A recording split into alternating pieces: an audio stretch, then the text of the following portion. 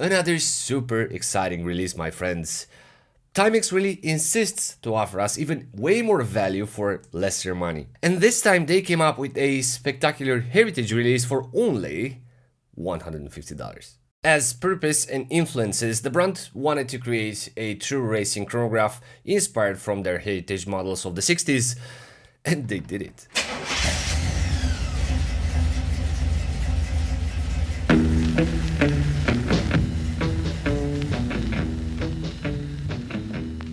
I am a fan of such vintage-inspired racing chronographs, and throughout my wristwatches journey, I owned a lot of racing-themed chronographs. And I have to admit, this Marlin is one of the most balanced chronographs you can buy. Not necessarily through the price, but through the balance of the case with the haptic experience of a mechanical watch combined with the strong retro appeal of the dial. Concluding that Timex really knows how to reissue vintage, appealing wristwatches. In my view, an exciting purchase with a lot of highlights, convenience and hit points, which might transform this Marlin in my most preferred budget chronograph because it ticks so many boxes. The Timex Marlin Chronograph is part of the Marlin collection. The brand released quite a few interesting models recently, even with automatic movements. So the chronograph continues the line inspired from the 2022 three-hands automatic Marlin, a design inspired from Timex's glorious past of Marlins. So what is a Marlin? It's a swordfish. The Marlin name was given initially to their three-hands 34mm watches, which was referring actually to a waterproofness concept. This is how the brands were rolling back in the 50s. As well happened with the Seamaster concept, which initially wasn't launched as a diver watch, but as a field watch. However, this Marlin chronograph wasn't actually inspired from the first Marlin line, which was a robust simplified watch, but from the Viscount model from 1969, having the same dial layout with the same cardinal highlights and rectangle numerals. As designed, the brand succeeded to fit the tri-compact subdials without breaking the harmony and the symmetry of the numerals, and I think they look well together. The only thing that could have been skipped was the date window, which kind of breaks a bit from the layout symmetry, but personally, I can live with that. So why is this Marlin chronograph more important than the Q version? Against the Timex Q there are differences design and complexity wise. Firstly, the Q was heavily inspired from a vintage Rolex Daytona but adapted to the trending Q concept, where this Marlin chronograph is more faithful to the Timex original roots of the late 60s. So it's important and exciting to see more from their original DNA rather than get inspired from popular brands. I personally appreciate the Marlin more just because of this. And then against the Hamilton Chronograph H, which costs around $2,000, I would say there isn't such a big difference in what you get. As I mentioned, quality-wise, the Marlin it's well finished and robust, not to mention the feeling of operating a mechanical watch instead of a quartz one.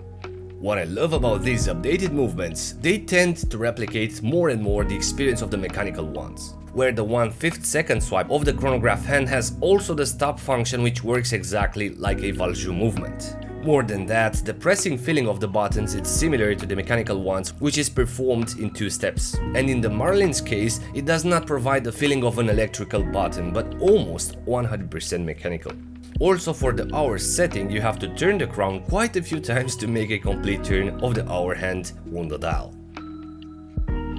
The dial is certainly the star of the show, and because of the black discrete tachymeter scale, the dial looks smaller than expected, despite its wide appearance on a 40mm diameter watch. The positive surface of the dial is offered on a silver color with a sunburst finishing, contrasted by the subdials, which are pretty well finished with concentric circles as a true respectable racing chronograph. The motif of the metallic hand splitted by a black line is a signature of the Viscount model, which communicates chromatically and style-wise with the cardinal 12, 3 and 9 black rectangles, which are framed on top and on the bottom with metallic accents. As for the numerals, I do love their design framed into the black containers, but also the fact that the brand had the courage to bring in 2023 a part of their 60s design language. However, these numerals have more Slavic, Eastern European influences than American. The acrylic glass offers le crème de la crème, coming up with a severe, beautiful distortion that interacts with the dial in a manner that you simply cannot figure out if the box glass does it or the dial is as well beveled on the edges. Here the sunburst contributing as well. But that's not it. Another valuable thing consists in the incredible height of only 11mm, which actually measures 7mm because the rest is occupied by the crystal, so the perception of the watch is way smaller than the specs. And because it has a flat case back, the watch simply sits relaxed and well balanced on the wrist surface, having the lugs just a bit suspended above the surface. The case is all polished, offering a three-dimensional profile tailored to provide comfort on the wrist. The construction feels robust, the pushers are not wobbly, and it feels to be quite a well-engineered model compared to the faulty Q Chronograph GMT, which I sent it back because the crown tube was bent. And unlike the Q series, this model does not offer branding on the crown, only on the caseback. This is a watch purpose for day use because there is no lume, nada, niente. In a way I wished it had, but accuracy-wise the Viscount model didn't have lume either. As specifications, the Marlin Chronograph measures 40mm in diameter with a lug tip to lug tip of 47mm, 11mm in height, very slim as appearance, 20mm between the lugs and weighs 55 grams, so super lightweight.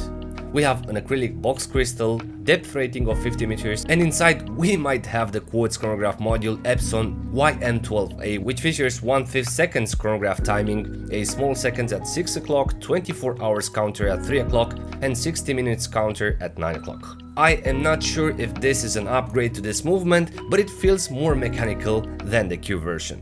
However, I've been researching on World Wide Web and there is zero info about the Marlin's movement.